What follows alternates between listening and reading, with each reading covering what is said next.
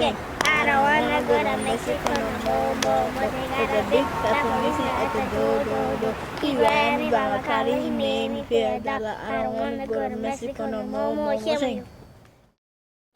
One of the main things I missed out on my childhood more than anything is being a child. I didn't have a chance to be a child. You know, I didn't have a chance to do the Barbie doll thing, the slumber parties, the pajama parties, birthday parties.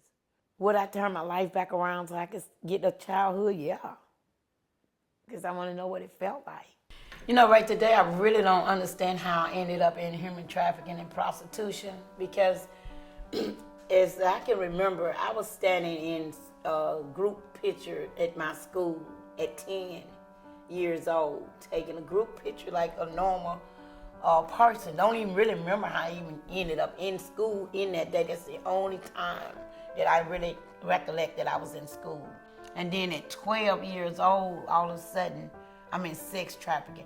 I don't even know how that happened. How did I jump from there to that lifestyle? I really truly had a terrible, terrible life. To be honest with you, I was born with two alcoholic parents.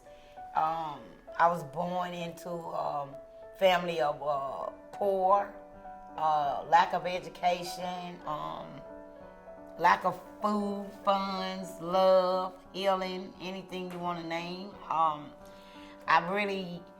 To me, I had no guidance.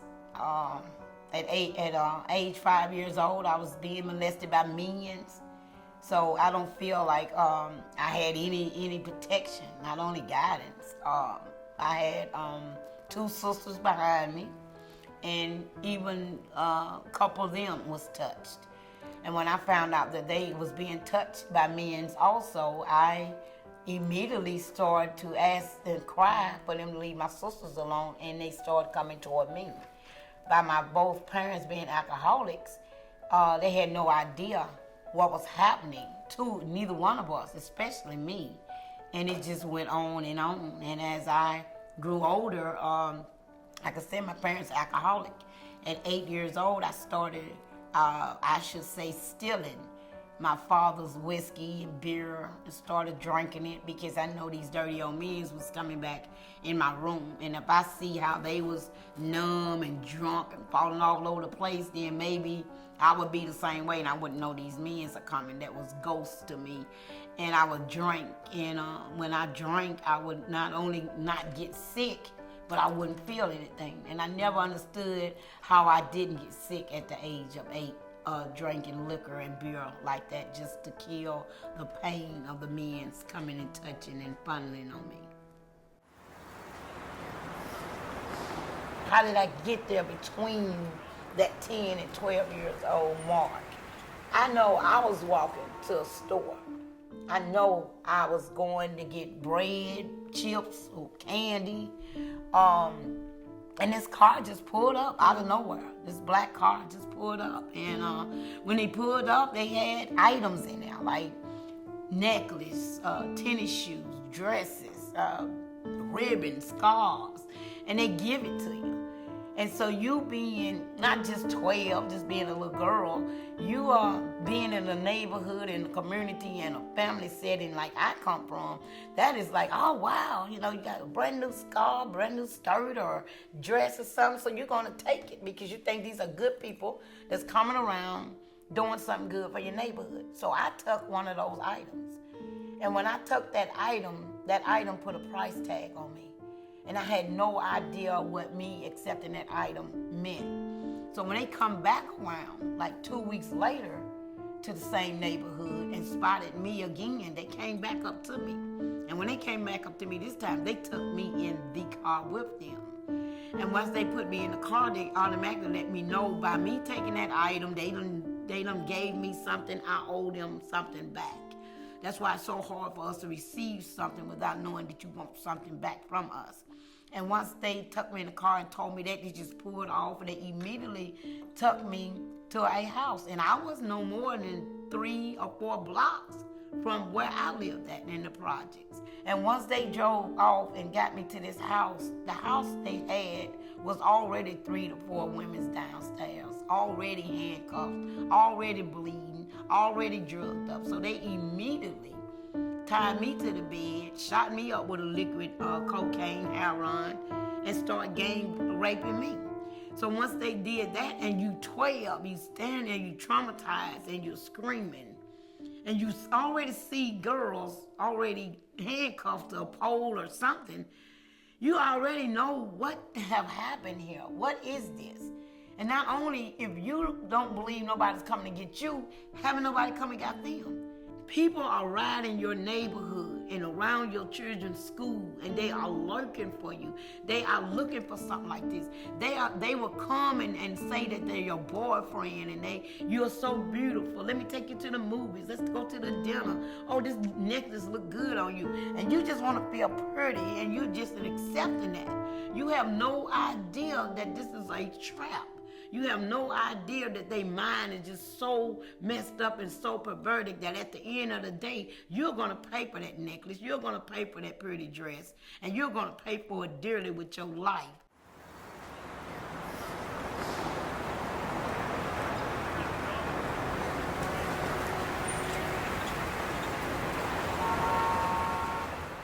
Well, coming out of prostitution myself,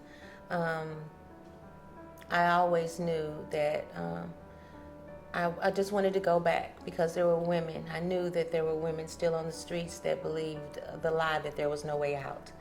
And coming out and being given an opportunity to reclaim my own life, I wanted to go and share, that I found the way out and this is the way, and we are worthy. God does have a plan for us, and hey, whenever you're ready, it's like once you go, if you go back to the streets, and that's why I call, doing outreach is so important. Once you go back to the streets and the girls see you or the guys see you, or they're wondering how did you do that? And so the thing is just to, when you get ready, when you decide, I don't want to turn one more trick, I don't want to take one more piece of dope, I'm done with this, but I'm afraid of the pimp, or I'm afraid that I don't have anywhere to go. So instead of coming out, I'm going to stay because there's nothing else. So I wanted to go back and let them know there is something else on the other side. And the something else is you, choosing your life, because you get to live a regular life, today. You don't have to stay in the madness or the darkness. You don't have to die out here.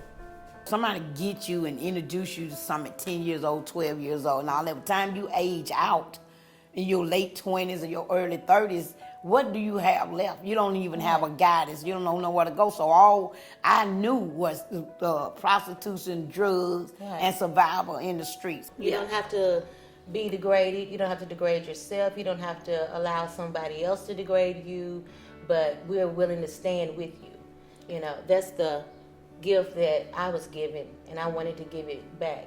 That somebody did believe, and somebody was willing to walk with me to claim my life back first, to let me know that I can have a real job. I don't have to give my money to a pimp or somebody else or the dope man. I didn't have to stay in a garage or the basement and wait on somebody to bring me something, and what they brought me was more hell, more devastation. That I could go back to school. I have 3 sons. I could claim my sons back in my life. I could have a real job. I can take the word to the others that's left behind and let them know they're not forgotten. I believe for them. I believe for them. I've shared many, many times of just sitting in places like little girls and women are sitting right today, thinking that there was no way out, but believing that somehow, some way, I was going to get out. I was going to get out. Whether I was trapped in the basement and no windows, no, the locked doors, can't get on the other side. My mind trying to figure out how is this going to happen, but just believing somehow it would, and it did. I would love people to understand this about human trafficking. This is something that's been going on for decades. This is not nothing we started.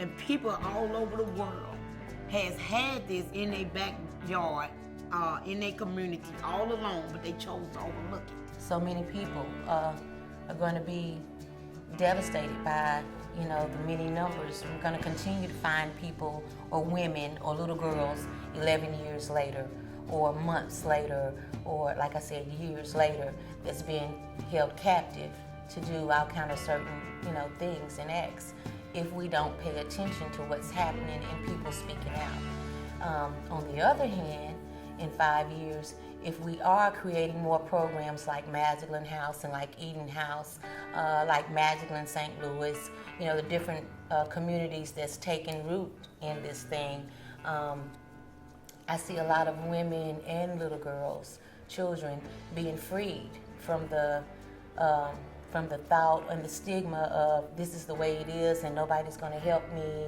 I have no hope of anything else. But if we get together and form these communities, we can get the resources to help start with the little girl that's 5 years old and have her innocence taken. And before she gets to the 50 or 60-year-old woman that feels like there's no way out. And then we can reach that 60-year-old woman that feels like there's no way out and have her reclaim her innocence, at 5 years old or wherever it started, to know that she's got a purpose and a plan for her life. Even at 60, you still have that purpose and that plan, for your life. And you can go and reclaim it and also go back to get that little girl and bring her forth. I'm talking about my little girl. There's a little girl in here, so I have to go back and get her and let her know that I found a way out and I found people that I can trust and nobody's wanting, I don't have to trade my body or anything for what they're trying to offer me, to building the trust back up. And I'm speaking for those girls. And that just done it for me. Once I said my shame game is over, I have no more room to hold my head down and be shamed for what done happened to me. I'm speaking up for them girls. There's no way a decade later that this thing is still just as much as intense as it was when I was 12 years old. So that showed me right there that a lot of people are still turning their head. It's not in my backyard, it's not in my family, but it really is. I tell people all the time, the reason we just call the hood is because the neighbor has been taken out. So I can't say neighborhood no more because the neighborhood do not look out for each other like they used to. So we need to get back being the neighborhood. And I know for sure that it doesn't have to continue to be that way. And I'm asking to join me, understand that I'm about a purpose, I'm about a solution. I don't want to keep perpetuating the problem, the cycle. And I'm asking you to understand that we, together, we can do something about it. That's what I want people to understand. Only thing I'm asking people to really, really know and understand about sex trafficking is that you need to get involved.